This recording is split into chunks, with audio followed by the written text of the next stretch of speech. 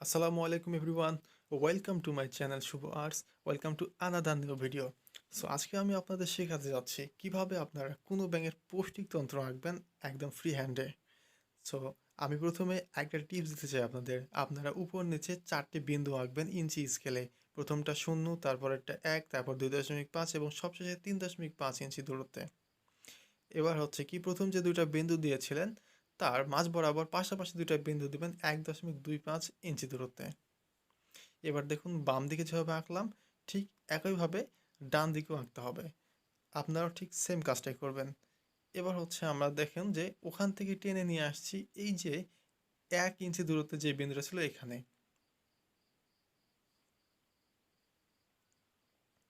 একটা বিষয় লক্ষ্য করুন যে আমি এই যে লাইনটা টানছি সম দূরত্ব বজায় রেখে।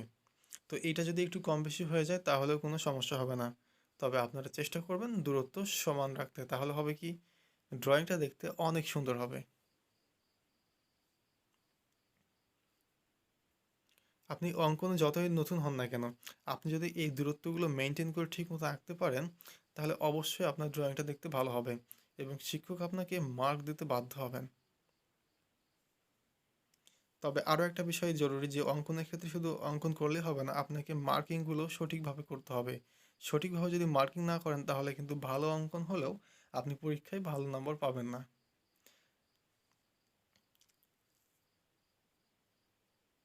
লক্ষ্য করুন আমি কিভাবে অঙ্কন করছি।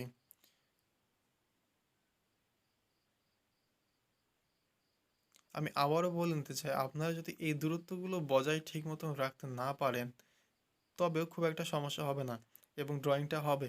শুধুমাত্র আপনাদেরকে মার্কিংটা ঠিকমতো করতে হবে। তবে যদি ড্রয়িংটা দেখতে ভালো হয় তাহলে অবশ্যই টিচার এটাকে একটু ভালোভাবে নেবেন। সো অবশ্যই চেষ্টা করবেন ড্রয়িংটা একটু ভালো করে করার। এবার দেখুন আমি কোথায় দুটো টান দিলাম।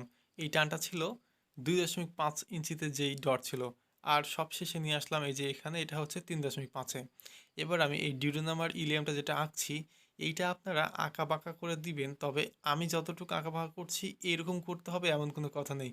আপনারা কম বেশি করতে পারেন, এই আঁকা বাঁকার পরিমাণটাও কম বেশি করতে পারেন, এতে সাইজ কম বেশি করতে পারেন, এটাতে কোনো সমস্যা নেই। এটা আপনার যেমন খুশি তেমন করে আপনি আঁকবেন। এই পর্যন্ত দেখেন যে এই ড্রয়িংটা হয়েছে, আপনি এখান থেকে যদি নাম্বারিং করেন বা মার্কিং করেন তবে আপনার ড্রয়িংটা হয়ে যাবে।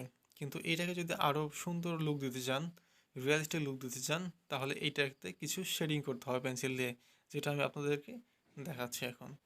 তো চলুন দেখে নিন কিভাবে শেডিং করছি আমি।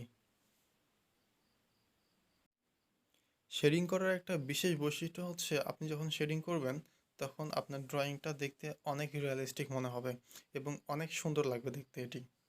তো অবশ্যই চেষ্টা করবেন শেডিং করার। তো শেডিং করতে খুব একটা সময় লাগে না। আমি আমার এই ভিডিওটা অনেক ফাস্ট করে দিয়েছি কারণ শেডিংয়ের ভিডিওটা দেখিয়ে আমি সময় নষ্ট করতে চাই না আপনাদের।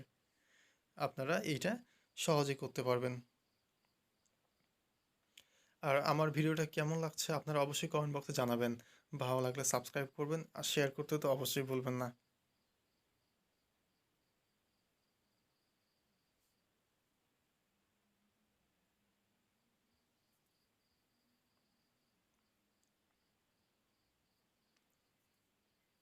আমি আবারও একটা বিষয় বলে দিচ্ছি আপনাদের, আপনারা যদি এই শেডিংটা না করেন তাহলেও কোনো সমস্যা হবে না।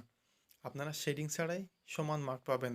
তবে শেডিং যদি করেন তাহলে অবশ্যই এটা দেখতে ভালো লাগবে। শুধুমাত্র দেখতে ভালো লাগার জন্য শেডিংটা করা।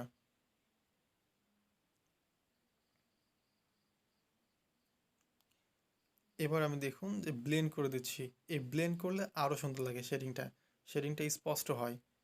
তো এটা খেয়াল করবেন আপনারা। অবশ্যই অবশ্যই। যদি শেডিং করেন তাহলে ব্লেন্ডটা অবশ্যই করবেন। কারণ ব্লেন্ড করলে শেডিংটা দেখতে আরও ভালো লাগে। আই হোপ ভিডিওটা আপনাদের ভালো লেগেছে। ভিডিওটা ভালো লাগলে অবশ্যই লাইক করুন, কমেন্ট করুন আর সাবস্ক্রাইব করে সাথে থাকুন। পরবর্তীতে নতুন কোনো ভিডিও চাইলে অবশ্যই কমেন্ট বক্সে জানান। আমি সেটা আপনাদেরকে ড্রয়িং করে দেখিয়ে দিব। বাই।